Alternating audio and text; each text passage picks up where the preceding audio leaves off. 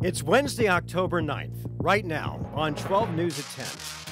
We're breaking down tonight's Senate debate between Kari Lake and Ruben Gallego.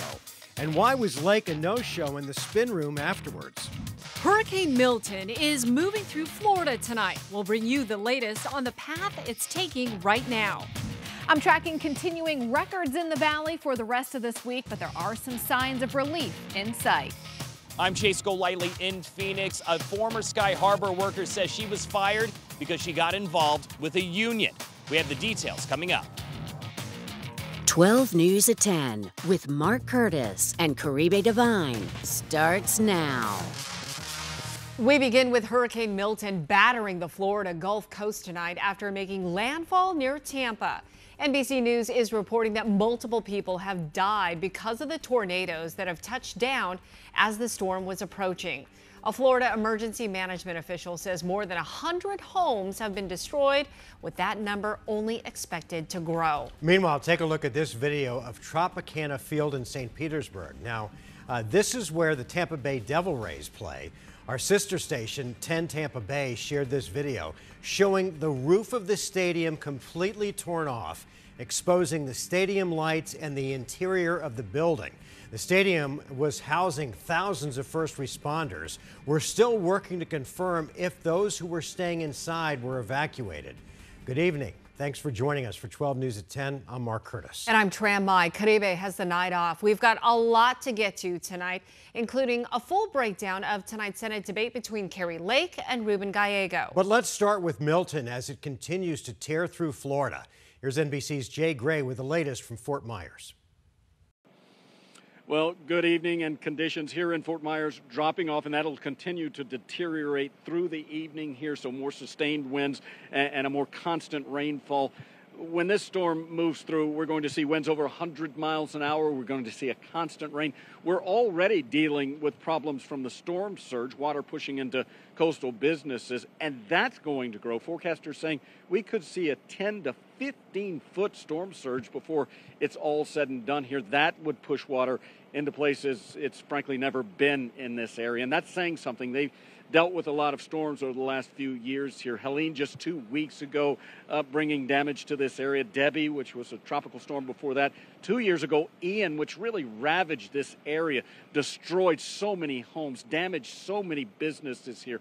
I talked to a couple that was evacuating, moving to higher ground and out of the path of this storm. And they said they were just feeling a sense of normalcy, that they had gotten things back from Ian 2 years ago.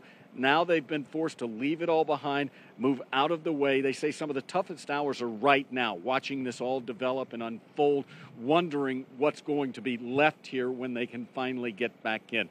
There's concern that power in some of the hardest hit areas will be out not for days, but for weeks here. A lot of people preparing for what's going to be a long, a difficult go here as well. We'll continue to watch things. For now, though, that's the situation here. I'm Jay Gray. Boy, your thoughts go out to those folks down there in Florida who have just really had a tough go of it. Meteorologist Lindsay Riley is with us with the latest on the track of Milton. Well, the storm did make landfall just south of Tampa near Sarasota on Siesta Key as a Category 3 hurricane. That is a major hurricane. Now it's starting to lose some of its intensity as it pushes inland and will continue to do so. It's not going to re-strengthen once it goes over the Atlantic tomorrow. But here's the big picture, and you can see those bands of heavy rain from Tampa up through Jacksonville, also hugging the coast of Georgia and South Carolina. There's going to be spots that see 8 to 14 inches of rain, with some localized spots upwards of 18 inches. Even interior sections like Orlando is going to see a significant amount of flooding through the overnight. The rain very heavy even on the East Coast and Daytona Beach. We're seeing bands of rain from Naples up through Fort Myers, and Sarasota was the direct hit earlier today.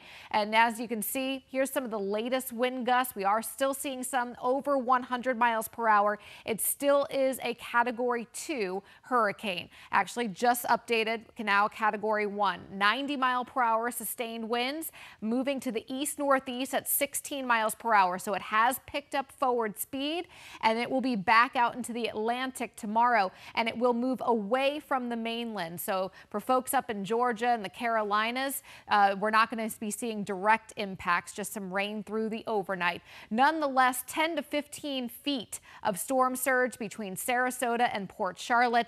We're starting to see the waters go down around the Naples and Marco Island area, but on the East Coast, we're looking at about 5 feet of storm surge from Jacksonville and up through coastal areas of Georgia. And again, 8 to 14 inches of rain from Tampa to Daytona Beach, with some localized amounts up to 18 inches. Tram?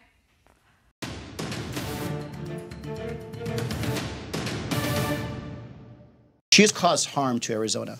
She's caused harm and has made a laughing stock, and that's dangerous. Okay. Arizona's going to get hurt. You have hurt Arizona. I've been to the border we've more given you times. A chance on this. I've been to the border more times than you've probably been to Arizona. The candidates to be Arizona's next U.S. Senator faced off on the debate stage tonight. Republican Kari Lake and Democratic Senator Ruben Gallego taking part in what will likely be the only debate ahead of the November election. Tonight's debate was hosted and moderated by the nonpartisan group Clean Elections Commission. And despite hearing from Gallego after the debate, Kari Lake elected not to come out to speak to reporters in the spin room. Bianca Bono joins us live with the big moments from the debate. Bianca? Yeah, Mark and Tram, the two campaigns clearly tried to focus on issues they believe they can win on. For Lake, it was back to the border at every turn, while Gallego repeatedly pointed out that Lake won't say she lost the 2022 governor's race.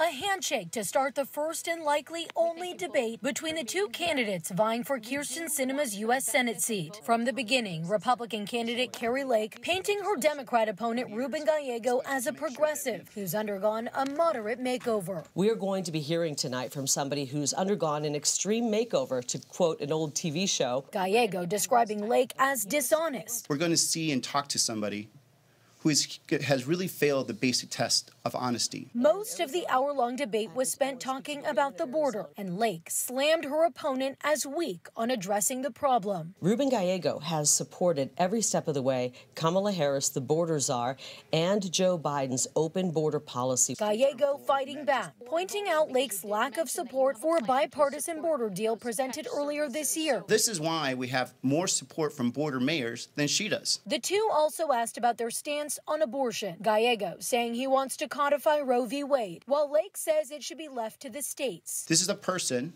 who only 2 years ago, actually less than 2 years ago, said the 1864 territorial law was a great law. I will never pass a federal abortion ban, nor will I approve or vote for federal tax dollars being used for abortion. Amid Arizona's historic heat wave, the candidates addressed climate. We need to bring back and start building the Keystone XL pipeline and continue, as President Trump says, to drill, baby, drill. She didn't bring up water. This is Arizona. She should have brought up water. But we need to make sure that we're making water investments to deal with the drought that is caused by climate change. As the debate came to a close, Gallego and Lake sparred over election integrity and Lake's lawsuits after losing the 2022 race for governor. She has caused harm to Arizona.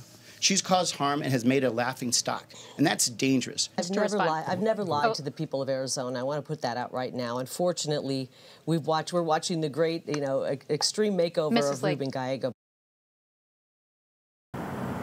Bianca, we mentioned earlier we didn't get the chance to hear from Lake after the debate.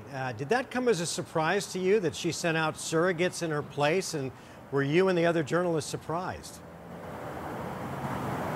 Absolutely. Prior to the debate, we were told by folks here at the debate that we would get up to 15 minutes with each candidate. So first up was the Democratic Congressman Ruben Gallego. He came in first and answered questions for about 6 minutes or so, and then he cut his time off. Kari Lake, on the other hand, opted out altogether. She instead sent in a room full of surrogates. All but one of them were from Arizona. So we're mostly hearing from out-of-staters talking about Kari Lake's debate performance. They said she had a clear and decisive victory. So I I did follow up with someone from her team and ask why she wasn't there herself to answer questions, if she does believe that she won the debate tonight. A person from her team said that she said everything she needed to say during that 1 hour long debate, and instead she will now hold a press conference tomorrow morning. Mark? All right, Bianca Bono, thanks. Our team of journalists watched tonight's debate closely in the newsroom. 12 News journalist William Pitts joins us now to fact check some of the claims made on both sides. William? Yeah, and there were a lot of claims made in that 1 hour debate. Here are 5 of them, though, that we picked. Kari Lake said this about Gallego's record on border security. Rubin has voted against border security every step of the way. That's false. Ruben Gallego has voted for border security bills in the past, like a bill that restricted funds for sanctuary cities, another one that would prohibit undocumented immigrants from voting in Washington, D.C. elections. The border was a big topic, and Ruben Gallego claimed he's voted for some parts of a border wall. I've been very proud of making sure that in my time in Congress, I have voted and brought thousands of Border Patrol agents to Arizona, have voted and funded hundreds of miles of border walls. This one needs context. Gallego has been very vocal about his opposition to the border wall, but he has also voted for some appropriations that would have funded some of the wall. Next, Kari Lake made a claim about undocumented immigrants voting. We definitely can't have people pouring across our country illegally voting. Not only does he want to let them vote, he wants to give them all asylum, and we've got to stop this nonsense at the border. That's false. That's been a Republican talking point for a while that seems to go back to the Safeguard American Voter Eligibility Act. That bill would require proof of citizenship for voting in federal elections. It passed the House. Most Democrats voted against it. But voting against something is not the same as wanting undocumented immigrants to vote. Then, Ruben Gallego made a claim about Kari Lake's legal issues. She has 14 lawsuits. She's currently suing to be reinstated as governor. That's true. Kari Lake is currently suing to be declared Arizona's governor. She lost the 2022 election by 17,000 votes.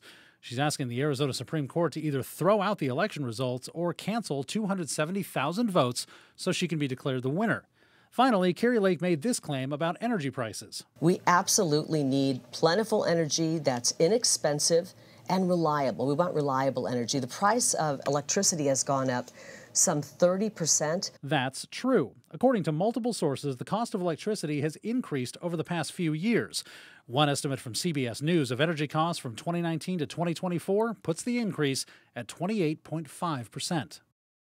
And as you can imagine, there were a lot of claims in that 1 hour. We continued looking into more of them, and we have that article up right now on 12news.com, guys.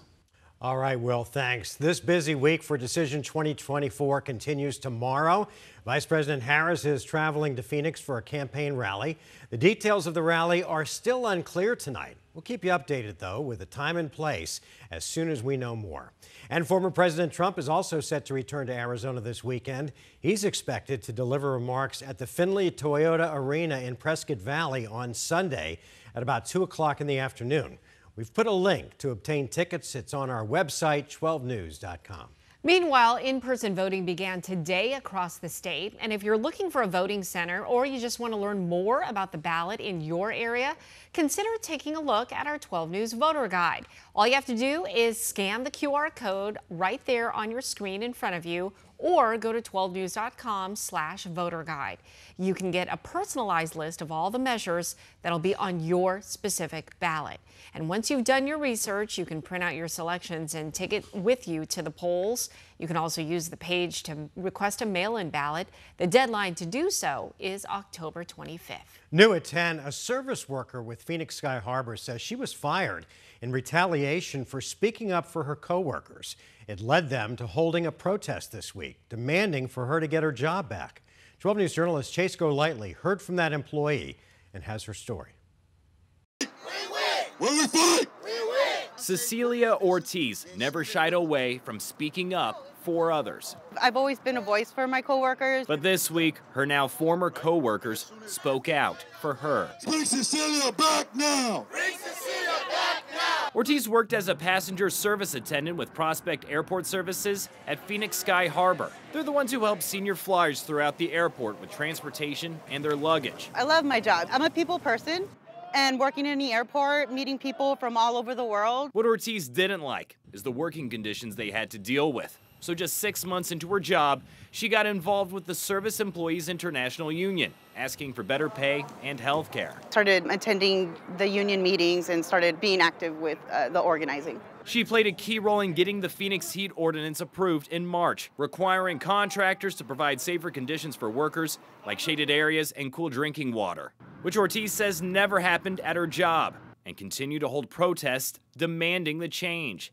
Then she was fired. This termination came because of how active I've been with SEIU. I was told by my boss that my voice can be perceived as aggressive. A decision everyone here is against, including Phoenix City Council member Betty Guardado. What's happening today with Cecilia, it's very unjust. Leading to this protest demanding Ortiz get her job back.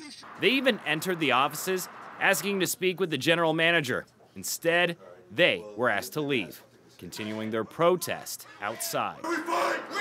I did reach out to Prospect for a statement regarding Ortiz's termination and the reasoning behind it. At this time, I have not heard back. We're in Phoenix. Chase Golightly, 12 News.